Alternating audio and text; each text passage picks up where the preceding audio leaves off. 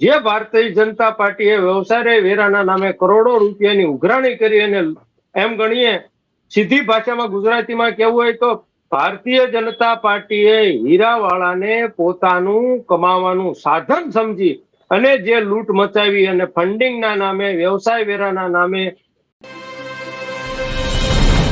નમસ્કાર દર્શક મિત્રો, સુરતમાં રત્ન કલાકારો જેમને આખા વર્લ્ડમાં ડાયમંડ ઇન્ડસ્ટ્રીઝ માટે જેમની ઓળખ કરવામાં આવે છે, જેમને કારણે ડાયમંડ ઇન્ડસ્ટ્રી દુનિયાભરમાં ઉજળી બની છે, એવા રત્ન કલાકારોને ઘણા સમયથી મુશ્કેલીનો સામનો કરવો પડે છે.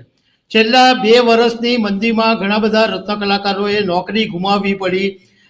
ઘણા બધા લોકોને એમના બાળકોની ફી ભરવાના ફાફા છે, ઘર ભાડું ભરવાના ફાફા છે. એવા સમયે રાજકીય પાર્ટીઓ પાસેથી એવી અપેક્ષા હોય છે કે રત્ન કલાકારો માટે કંઈક કરે.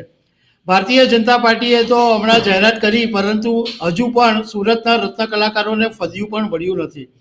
તો હવે એવા સંજોગોની અંદર આમ આદમી પાર્ટીએ શનિવારે એક રત્ન કલાકાર યાત્રા કરવાનું આયોજન કર્યું છે. તો આજે અમારી સાથે આમ આદમી પાર્ટીના પ્રવક્તા યોગેશભાઈ જાદવાણી છે. યોગેશભાઈ સાથે વાત કરીશું કે રત્ન કલાકાર યાત્રામાં શું કરવાના છે. યોગેશભાઈ, ખબર છે .com પહેલા તમારું સ્વાગત છે. હવે આવતીકાલે તમે 27મી સપ્ટેમ્બરને શનિવારે રત્ન કલાકાર યાત્રા કાઢવાના છો, તો એમાં શું છે અને એ યાત્રા ક્યાંથી નીકળવાની છે? પહેલા તો આપણે સૌ જાણીએ છીએ કે દેશ વિદેશમાં સુરત અને ગુજરાતનું નામ હીરા ઉદ્યોગ થકી જો કોઈએ ઉજળું કરી બતાવ્યું હોય તો એ ડાયમંડના રત્ન કલાકાર ભાઈએ કર્યું છે. સુરત માત્ર ડાયમંડનો જે ઉદ્યોગ છે, જે રત્ન કલાકારોનો જે બિઝનેસ છે, માત્ર સુરત પૂરતો સીમિત નથી. આપણે જોઈએ છે કે તાલુકા લેવલના ગામડાઓમાં પણ, જિલ્લા લેવલોમાં પણ, ગામડાઓમાં પણ આની જે હીરા ઘસવાની ઘંટીઓ ચાલે છે, ત્યાં બેન દીકરીઓ પણ હીરા ઘસે છે અને ભાઈઓ પણ હીરા ઘસી અને પોતાનું ગુજરાન ચલાવે છે. આ હીરા ઉદ્યોગ છેલ્લા 2-3 વર્ષથી એટલો બધો મંદીનો માર સહન કરી રહ્યો છે. તો જે ડાયમંડના નામે અહીંયાથી કરોડો રૂપિયા કમાઈ અને ભારતીય જનતા પાર્ટી પોતાના ફંડમાં લઈ ગઈ હોય કે એવી જ રીતે નાના જે કારખાનેદારો છે, એ કારખાનેદારો પર વ્યવસાય વેરાના નામે કારીગર દીઠ જે ભારતીય જનતા પાર્ટીએ વ્યવસાય વેરાના નામે કરોડો રૂપિયાની ઉઘરાણી કરી અને એમ ગણીએ સીધી ભાષામાં ગુજરાતીમાં કહેવું હોય તો ભારતીય જનતા પાર્ટીએ હીરાવાળાને પોતાનું કમાવાનું સાધન સમજી અને જે લૂંટ મચાવી અને ફંડિંગના નામે વ્યવસાય વેરાના નામે જે કાંઈ પૈસા લીધા, તો એના માટે રત્ન કલાકારોને ભાજપની સરકારે, ગુજરાતની સરકારે, કેન્દ્રની સરકારે આપ્યું છે. હજારો પરિવારો એવા રઝળી પડ્યા છે છેલ્લા 2 વર્ષમાં કે જેમની પાસે ભાડું ભરવાના પૈસા નથી, બેંકોના હપ્તા જુદા જુદા, ગાડી લીધી હોય તો એના ચાલતા હોય, કોઈએ ઘર લીધું હોય તો એના હપ્તા ચાલતા હોય, અને એ બેંકો વાળાની પણ પઠાણી ઉઘરાણી અને જે રીતે રિકવરી એજન્ટોની દાદાગીરીઓ ચાલે છે. તો સામાન્ય માણસ કરે તો શું કરે?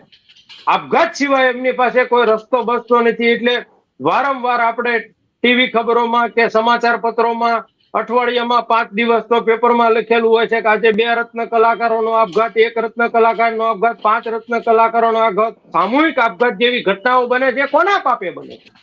ભાજપની સરકારના પાપે બને છે. એટલા માટે કે આજ દિન સુધી આ રત્ન કલાકારો ભારતીય જનતા પાર્ટીની રેલી હોય કે ભારતીય અને જે હીરાના ઉદ્યોગકારો છે એને ભાજપનું ચૂંટણી ફંડ હોય એમાં ખોબલે પૈસા આપ્યા છે, મત આપ્યા છે, પણ ભાજપે માત્ર એમને હેરાન પરેશાન કરવા સિવાય, ઈડી સીબીઆઈ ની રેડો કરાવવા સિવાય, વ્યવસાય વેરાના નામે ઉઘરાણા કરવા સિવાય કશું આપ્યું નથી. તો આના માટેની આમ આદમી પાર્ટીની લડાઈ છે કે ગુજરાતમાં હમણાં થોડાક દિવસ પહેલા એક નવી લોલીપોપ જાહેર કરવામાં આવી કે 13,500 અમે રત્ન કલાકારોને આપીશું. કયા રત્ન કલાકારોને 13,500 મળ્યા? અને એમાં જે રીતે નિયમો ઘડવામાં આવ્યા છે, જે રીતે ડોક્યુમેન્ટમાં રત્ન કલાકારને દોડાદોડી કરવામાં આવી, એક તો બિચારાને કામ થતું નથી મંદીમાં, ઉપરથી તમે ડોક્યુમેન્ટના નામે એને કારખાનામાંથી કે ઓફિસમાંથી રજા પડાવીને ધક્કા કરાવીને જેનું કામ થાય છે એનો અડધો પગાર કરી નાખ્યો. એટલે તમે સહાય આપવા માંગો છો કે એને માત્ર સહાયના નામે લોલીપોપ આપો છો? ને આવા લોલીપોપ આપીને કાયમ ચૂંટણીઓ આવે ત્યારે તમે રત્ન કલાકારોને ભોળવાના પ્રયાસ કરો છો, પણ આ વખતે એ રત્ન કલાકારો ક્યારેય ભોળવાના નથી. કારણ કે પોતાના પર જે મુશ્કેલી છે એ માણસ વેઠી રહ્યો છે. આજ ભારતીય જનતા પાર્ટીને 14 લાખ કરોડના ઉદ્યોગકારોના માફ કરી દીધા, ત્યાં કશો વાંધો નથી. પણ રત્ન કલાકારો જેને હીરાનું ગુજરાતનું નામ દુનિયાભરમાં રોશન કર્યું છે, ત્યાં તમને 5 રૂપિયા 25 રૂપિયા દેવાના થાય ત્યારે વાંધો આવે છે? અરે દેવાના થાય એ તો ભૂલી જાઓ, ઉપરથી એ કેવી રીતે હેરાન પરેશાન થાય એના નામે તમે ધંધા કરો છો. એ વ્યવસાય વેરાની વાત હોય તો બાકી હોય તો હેલ્મેટના નામે બીજા ત્રીજા નામે બસ ઉઘરાણા ઉઘરાણા ઉઘરાણા ઉઘરાણા સિવાય બીજું કોઈ વાત જ નથી. તો યોગેશભાઈ, આ તમારી જે રત્ન કલાકાર યાત્રા છે એ ક્યાંથી કેટલા વાગે નીકળવાની છે, કોણ જોડાવાનું છે, ગુજરાતના કયા કયા વિસ્તારોમાં નીકળવાની છે? રત્ન કલાકારોની જે યાત્રા છે, આમ ગણીએ તો આપણે સુરત છે એ સેન્ટર ગણી શકાય રત્ન કલાકારો માટે. એટલે અમે 27 તારીખે સુરત 11 વાગે સવારે ઉમિયા ધામથી લઈ અને નીકળવાની છે, જેમાં આમ આદમી પાર્ટીના વિસાવદરના ધારાસભ્ય માનનીય શ્રી ગોપાલભાઈ ઇટાલિયા એ પોતે એમાં જોડાવાના છે. મનોજભાઈ સોરઠિયા અમારા પ્રદેશના સંગઠન મહામંત્રી છે, એ પણ જોડાવાના છે. એ સહિત પાર્ટીના તમામ હોદ્દેદારો, કાર્યકર્તાઓ અને બહોળી સંખ્યામાં રત્ન કલાકાર ભાઈઓ જોડાય અને એ પદયાત્રા મિની બજાર માનગઢ ચોક સરદારજીની જે પ્રતિમા છે ત્યાં સભામાં રૂપાંતરિત થશે અને ત્યાં જંગી મોટી સભા થશે. અને રત્ન કલાકારો સાથે જે રીતે અન્યાય અત્યાચાર ભારતીય જનતા પાર્ટી દ્વારા કરવામાં આવ્યો છે એની સામે ઉગ્ર આંદોલન અને જે માંગણીઓ છે એ મૂકવામાં આવશે. કારણ કે આપણે સ્વાભાવિક રીતે જોઈએ છે કે રત્ન કલાકારોના વિસ્તારો હોય તો એ અમરોલી છે, વરાછા છે, કતારગામ છે, તો અહીંયા એક પણ એવી કોઈ સારી હોસ્પિટલ કે એવી કોઈ પણ સરકારી કોલેજ પણ નથી બનાવવામાં આવી આજ દિન સુધી. 30 વર્ષથી ભારતીય જનતા પાર્ટીનું શાસન છે. આ ત્રણેય વિસ્તારોમાં મોટા ભાગના 70-80% રત્ન કલાકાર ભાઈઓ વસે છે. તો એમના દીકરાને શું રત્ન કલાકાર જ બનાવવા છે? ભાજપના લોકોને એમને ભણાવવા નથી?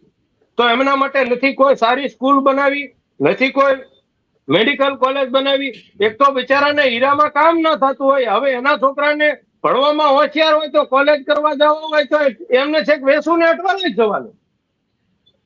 તો આ રત્ન કલાકારોના છોકરા એ ગુજરાતના છોકરાઓ નથી.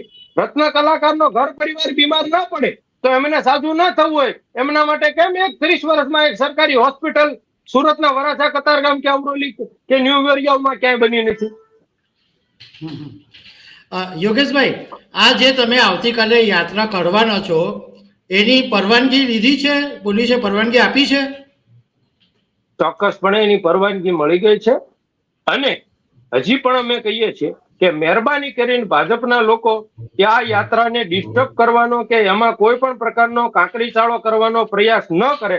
કારણ કે આ ભાજપની નિષ્ફળતા જે છે એ બહાર આવવાની છે. ભાજપના લોકો એનકેન પ્રકારે ગુંડાગર્દી કરવી અને લફંગા વેળા કરવા એમની નીતિ રીતિની પ્રવૃત્તિ બની ગઈ છે. એટલે હું આપના માધ્યમથી પણ જણાવું છું કે તમામ રત્ન કલાકાર ભાઈઓ અને આમ આદમી પાર્ટીના સમર્થકો, હોદ્દેદારો ખૂબ શાંતિપૂર્વક સંયમતાથી આ રેલીમાં જોડાવાના છે. એટલે આ પ્રકારના ભાજપના લોકો આવી અને ગુંડાગીરી, લફંગાગીરી કરે તો આપણે તેમનાથી સતર્ક અને તરત પોલીસને જાણ કરવાની છે, જેથી કરીને કોઈ અઘટિત ઘટના ન બને. યોગેશભાઈ, આ જે આવતીકાલની તમારી યાત્રા નીકળશે એ એક દિવસ પૂરતી યાત્રા છે કે પછી આગળ પણ રત્ન કલાકારો માટેનું કોઈ આયોજન છે? આ એમનો યાત્રાનો પહેલો પડાવ છે. આના પછી 1 by 1 સ્ટેપ બાય સ્ટેપ જે કાર્યક્રમો નિર્ધારિત કરવામાં આવશે એ ચોક્કસપણે જાણ કરવામાં આવશે. પણ રત્ન કલાકારોની માંગને ઉગ્ર બનાવીને જ્યાં સુધી એમાં સફળતા અને પરિણામ ન મળે ત્યાં સુધી આમ આદમી પાર્ટી એ લડી લેવાના મૂડમાં છે. અને રત્ન કલાકારોની દિવાળી ન બગડે અને સરકાર રત્ન કલાકારોને દિવાળી સુધારે એના માટે થઈને તમામ પ્રયત્નો આમ આદમી પાર્ટીના છે, જે અમે એના માટે એ લડત પૂરી પાડવા માટે કટિબદ્ધ છીએ, બંધાઈએ છીએ. યોગેશભાઈ, આપણે આ પહેલા કોંગ્રેસે પણ રત્ન કલાકારો માટે બધા જે લોકો આપઘાત કર્યા હતા એમના ઘરે ગયા હતા, સર્વે કર્યા હતા. કોંગ્રેસે પણ ત્યાં સભા કરી અને ભારતીય જનતા પાર્ટીએ રાહત પેકેજ જાહેર કર્યું. તો એવું નહીં બને કે ખાલી હવે કોર્પોરેશનની ચૂંટણી આવી છે તો આમ આદમી પાર્ટી આ રત્ન કલાકારોનો મુદ્દો ઉપાડી અને પછી છોડી દે. અમે એવી આશા રાખીએ કે આ રત્ન કલાકારોનો મુદ્દો છે એ છેક સુધી આમ આદમી પાર્ટી લડે. તો ચૂંટણીઓ છે ને રાજેશભાઈ, ચૂંટણીઓ આવતી જતી રહેવાની, પણ લોકોની સમસ્યાઓનો મૂળ ઉકેલ અને સમસ્યામાંથી લોકોનું નિવારણ થાય એ બહુ મહત્વનું છે. મતો તો લોકો જયારે ચૂંટણી આવશે ત્યારે એની રીતે પોતાને કઈ પાર્ટી સારી લાગે છે એ એને આપશે. આ અત્યારે કોઈ મતની રાજનીતિ નથી કે હાલ કોઈ 5-15 દી પછી મતદાન થવાનું નથી ને અમે અત્યારે કોઈ મત માંગતા નથી. અમારી વાત માત્ર એટલી છે કે રત્ન કલાકાર ભાઈઓ લાખોની સંખ્યામાં છે, જે છેલ્લા ઘણા સમયથી પીડાઈ રહ્યા છે, તો એમને ન્યાય મળવો જોઈએ, એમના પરિવારને ન્યાય મળવો જોઈએ, અને એનો જે હક અધિકાર છે એમની સાથે જે વારંવાર ભાજપ છેતરપિંડી અને લોલીપોપ કરી રહી છે, તો એના માટેનો અવાજ બનવા માટેનું કામ આમ આદમી પાર્ટી કરી રહી છે. Okay Yogeshbhai, thank you very much. દર્શક મિત્રો, આ એક સારી વાત છે કે રત્ન કલાકારોને કોઈક ને કોઈક રીતના પ્રોત્સાહન મળવું જોઈએ, કોઈકના કોઈક રીતના કોઈ એમના માટે લડત કરવું જોઈએ, કારણ કે તો જ સરકારની સુધી આ વાત પહોંચશે. બાકી સરકાર જાતે કરશે એવી અપેક્ષા રાખવી વ્યર્થ છે. યોગેશભાઈ, ફરી એક વખત થેન્ક યુ વેરી મચ. ખબર છે .com પર વાત કરો.